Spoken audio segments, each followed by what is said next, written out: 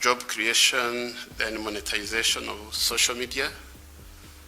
Ngira ngo icyo twakivuzeho no mu mushyikirano.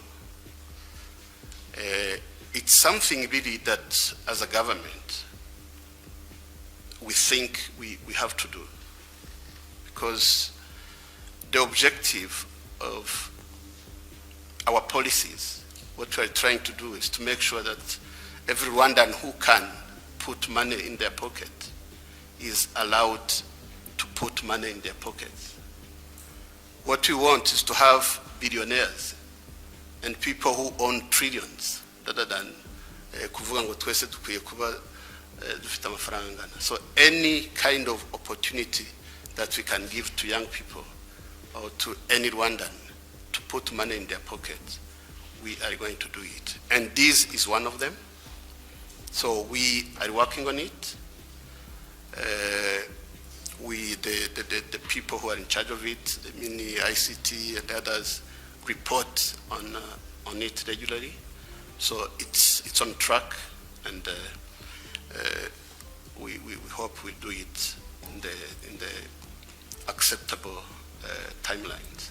So it's something that is on our agenda, and we are doing it. Twavuga ko biri vuba wenda. Twavuga ko biri vuba, ariko vuba, you understand, vuba ntabwo ari ejo. So ni vuba. So okay. Thank you. Yeah. Ifaranga ry'ikoranabuhanga, ririya faranga ry'ikoranabuhanga bavuze, Beneri yavuze ishaka gushyiraho, ntabwo ari Bitcoin, ntabwo rikwiye gufatwa nka cryptocurrency. Yeah. So iyo ntuzi iyo clarification ikwiye kuvaho. So ni Rwandan franc, ni faranga mu byukuri, ariko ushobora kuba ufite atari kuvuga ngo ufite inoti, ariko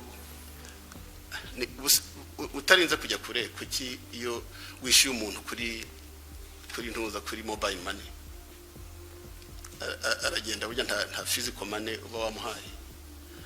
So ikiza cyari amafaranga ameze kuriya nuko so ni innovation mu byukuri. So nukuzana ikoranabuhanga muri financial market, ariko nta speculation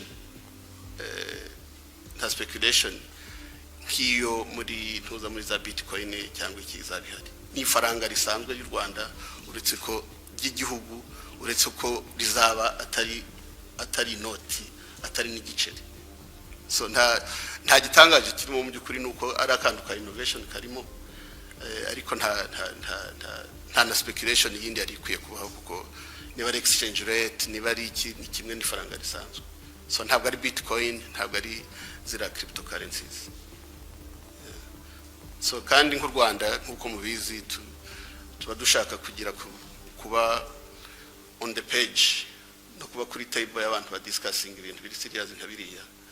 So nabyo bidufasha no kuba innovative. So nibyo byose birimo rero, ntidukomeze kuba too traditional. So nta mpungenge byari bikwiye gutera abantu. Nibazaga niba atari inzira n'ubundi tuganisha ku embracing the use of crypto money, nkuko hari n'ibindi bihugu bishaka kuvuga ngo the asset can be sold in crypto money. Can it be possible here? Ntabwo nshaka kujya muri technical discussion ya cryptocurrencies n'iki, ariko nyiricyo turi kuvuga rira ni faranga y'u Rwanda.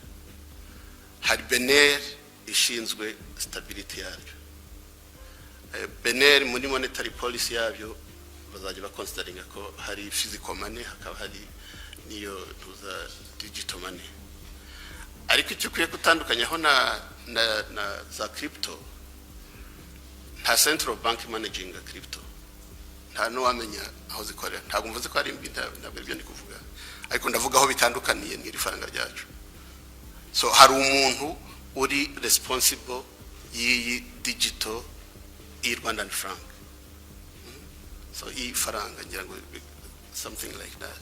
So biratandukanye rero, no mu kubisobanurira abantu mukwiye kubwira abantu bakabitandukanya na cryptocurrency. Ntabwo turi kuvuga ngo tugiye gukoresha crypto muri transaction zacu. Prime Minister mwunganiye hari itegeko rirutse gutorwa kwemezwa hano mu Rwanda ni irijyanye na digital assets kugurisha umutungo koranabuhanga umutungo koranabuhanga ndakeka ko ibyo yabazaga nuko musubiza kuri CBDC zari yafanga rya Central Bank ariko hari n'indi tegeko rirutse gutorwa muri Minecofine barabizi bayisobanuye mu nteko banayitora baremezwa ndakeka ko ari yabazaga ko niho haza barimo izo za cryptocurrency gucuruza umutungo koranabuhanga wose muri rusange ndumva ari muri umurongo yabazagamo.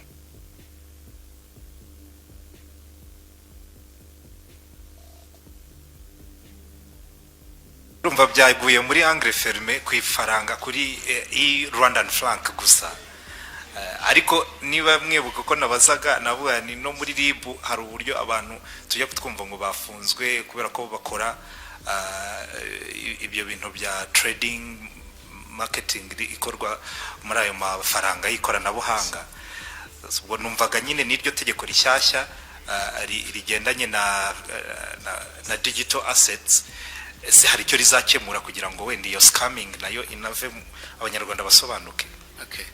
Okay, leka Minister of Finance adufashe. Yeah, thank you, Right Honourable Prime Minister. Digital assets nkuko itegeko ryemejwe ni area iri very dynamic ariko icyo twashize mu itegeko ni framework idufasha kuzagenda tujyana n'ibihe no kuvuga ko for example digital currency ngiyo Right Honourable Prime Minister yavugaga hakazamo na cryptos hakazamo na stable coins hakazamo n'ibindi byinshi ku buryo itegeko nkuko rimeze ntago riri detailed ku buryo risobanura neza every detail ariko ritanga framework ifasha regulatory agencies harimo Central Bank harimo Capital Markets Authority kugira ngo nihaza opportunity ya digital asset cyane cyane ko ubu ngubu tufite na Kigali International Financial Center iyo framework izagifasha urwego rubishinzwe kujyamo bakareba neza uko iyo asset yakora bikanavanaho na speculation na fraud zishobora kuba. So in case hari izindi details mwifuza we are happy to engage kugira ngo tubasobanurire. Thank you very much.